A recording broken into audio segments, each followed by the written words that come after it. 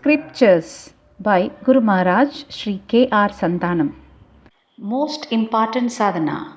Man is a mixture of three ingredients. These are the human element, the brutal instinct, and the divine ray. He is endowed with a finite intellect, a perishable body, a little knowledge, and a little power. This makes him distinctly human. Lust, anger, and hatred belong to his brutal nature. The reflection of cosmic intelligence is at the back of his intellect. So, he is an image of God. When the brutal instincts die, when this ignorance is rent asunder, when he is able to bear insult and injury, then he becomes one with the divine.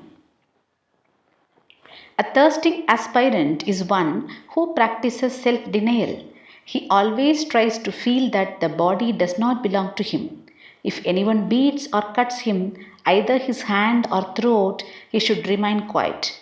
He should not speak even one single harsh word because the body is not his.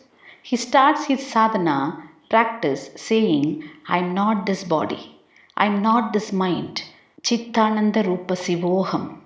One harsh word throws a man off balance and a little disrespect upsets him. How weak he has become despite his boasted intellect, his high position in society, his degrees, his diplomas and titles. Bear insult, bear injury. This is the essence of all sadhanas. This is the most important sadhana. If we succeed in this, we can very easily enter the illimitable domain of eternal bliss. Nirvikalpa Samadhi, superconscious state, will come by itself. This is a most difficult sadhana, but it is easy for those who have burning vairagya, dispassion, and true yearning for liberation. First, we must become like a block of stone. Only then we will be established in this sadhana. Now, nothing can affect us. Abuse, ridicule, mockery, insult, and persecution, none of these can have any influence on us. Life is God in expression. Life is joy. Life is the flooding bliss of the spirit.